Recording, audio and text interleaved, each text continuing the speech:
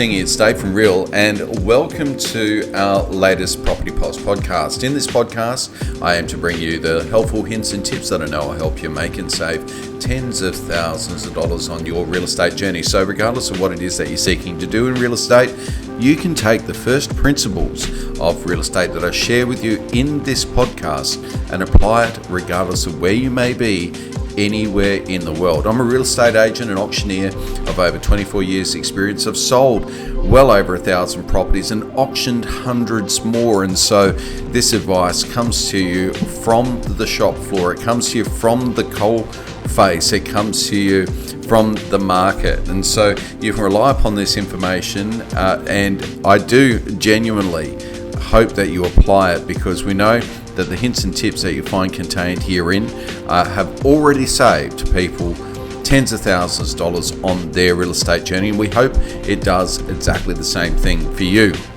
So in this podcast, I want to share with you the effect that lockdowns have on the real estate market. Right now, in my jurisdiction of South Australia, we're enduring a lockdown as we speak. The same goes for Melbourne, the same goes for Sydney, the same goes for much of Queensland.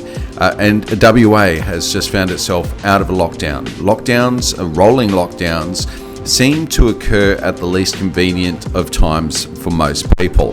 They occur without warning. You don't know what's going to happen, when it's going to happen, or how it's going to happen. But all you know with some high degree of certainty is that until we've got 100% of the people in the world vaccinated, there's every chance that these lockdowns are going to continue. Now, I'm not even saying here that vaccination's even the key, but I do think it represents a benchmark for those people that are in power that they can't run away from. They've been in a mantra for the best part of the last 6 months about vaccinations, and they've been setting thresholds like 80% of the population to be vaccinated before we can return to normal. These are the thresholds and the expectations of the governing classes. They are not mine. Whether or not you feel the vaccine is good for you or not is completely, in my view, a personal decision, and something you should certainly not be making lightly. But nonetheless, it does appear that until we hit a certain threshold of vaccination, then restrictions to movement are going to continue to be a feature of our economy and reality of the foreseeable future. So let's just talk around what lockdowns mean in a practical sense. Lockdowns mean a constriction in supply and demand, meaning that there's going to be less properties available on the other side of lockdown and more buyers available on the other side of lockdown. So why more buyers? Well, simply at any point in time, there are buyers that are bleeding their way through to the market. These are people that have entered consideration mode some time ago and have been investigating the market increasingly online, who are just about to make that leap into the marketplace and start spending their weekends with real estate agents over the next 2 or 3 weeks. We know that the average gestation period of somebody pre-market, in other words, before they start heading out to open inspections, is anywhere up to 90 days. And the amount of time that they spend in the market before securing a property is somewhere between that 60 and 90 day period. So it's a long gestation period. It's a good 6 months that people take to consider their next move in real estate, from the moment that it incubates in their mind to the moment that they're got the keys of their new home in hand, is around that 90 to 160 day period. And so we find ourselves with another week or so of those people entering the market. Now, you'll find that with home sellers are much more pragmatic, because they're looking for the perfect moment to come to market. And if there's any doubt in their mind that the week after a lockdown is the best time, then they'll simply hold off. Now, I do know that most agents around the Western world right now would be ardently recommending to home sellers to have no hesitation and to be releasing to market as soon as possible. There's two good reasons for that. First and foremost, there's tons of buyers out there. The market conditions are excellent, and agents know how home sellers will hesitate to come to market after a lockdown. After all, nobody wants to be the first. The other is that agents understand the concept of pent-up interest. And so in this this marketplace where there is so few properties available and an increasingly and deeper pool of buyers that emerge at open inspections in the first week or two. In that environment, agents can confidently predict to home sellers that are brave enough to come to market post-lockdown that they won't be on the market for long, and the price that they're likely to achieve is going to be awesome. And so home sellers should be coming to market with no hesitations. They should be seeing this as a unique opportunity to come to market. Now, timing to market is different regardless of where you may be anywhere in the world, but it is fair to say that one characteristic that is shared around the world is a home seller's preference to come to market at a time when the weather is a little bit better. Now, in Australia at the moment, we're in the midst of winter and still 5 weeks to go until spring, but it's also fair to say that in my marketplace in South Australia, we have a late spring. And so it's not really until the October long weekend. Now, our Labor Day long weekend here is the first week of October, and that really does kick off the summer season. Spring, the weather is better, the daylight savings begins, and evenings all of a sudden become popular with buyers to view properties. And so there is a preference for a lot of people who may have been preparing the home for sale, getting things ready, and who are actually ready. There may be a propensity for those people to now wait, understanding that they're only 8 or 9 weeks away from that long weekend in October. I would suggest to you, don't worry about how the gardens look. Don't worry about how warm it is for buyers coming through the property. Worry about supply and demand. That's the metric that's going to have the biggest effect on your property's sale price, not how well the roses are flowering. So, home sellers should get away from this archaic thinking that the weather impacts the value of their home. The weather does impact on some property. So it is important to note that the weather does impact on some property. There are some properties that, because of their orientation or their disposition, just look terrible at certain times of year. But I would say that those properties are very rare. And even if your property looks terrible, doesn't matter if it looks terrible if somebody's prepared to give you tens of thousands of dollars more because it's the only property that's available. I would suggest that it's still worth coming to market. Let's step outside that paradigm that you may have currently as a home seller that's trying to pinpoint the very best weekend in which to release your property.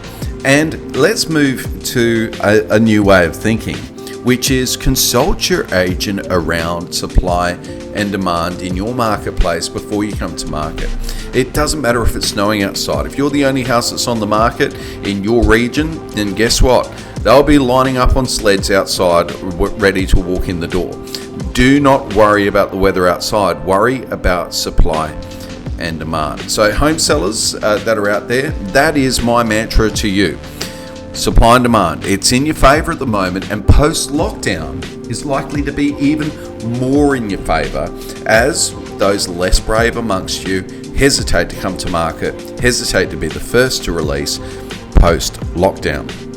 Buyers, this is going to be frustrating for you. Those buyers that are still left over pre-lockdown, that are still frustrated and who haven't been able to find a property, you're going to find that it's going to be even tougher post-lockdown. If you've been a little bit cagey around the offers that you've been making, then look, my suggestion to you is that you need to kind of adjust your strategy if your ambition is to secure a property in the short term. The reality is that the market is not going to be flushed with stock within the first week or two of lockdown ending. The chances are you're going to be stuck with the stock that was on the market previously that for whatever reason nobody else wanted, or the handful of new releases that are going to come to market in that first week or two post-lockdown. Now, you're going to be fighting over those properties with a whole bunch of other people. So let's reconsider your strategy right now, from one of offering fair and reasonably to one of doing whatever it takes to get it. Now, how do you know what to do in order to get a home? Well, my best suggestion to home buyers at the moment is worry less about the figure you think it's worth and more about the figure that you think will buy the home. Now, if that figure, there's normally a huge discrepancy between those two at the moment, whereas previously in other marketplaces, you would have offered roughly what you think it's worth or even less in order to secure a home. Now, it's a matter of isolating where you think the value might lie, forgetting that you're ever going to get it for that type of value, and then working out to the extent that you can afford it over and above that figure. So go to such a level where you wouldn't kick yourself if you missed out. Now, buyers are saying to me, well, what if I do that and then find myself in a situation where I paid too much and then I need to get out of it in 12 or 18 months time? What do I do? Well, I would say if you're working under a premise of getting out of real estate in 12 or 18 months time, you shouldn't be buying a house now in the first place. The reality is that real estate should always be a medium to long-term proposition.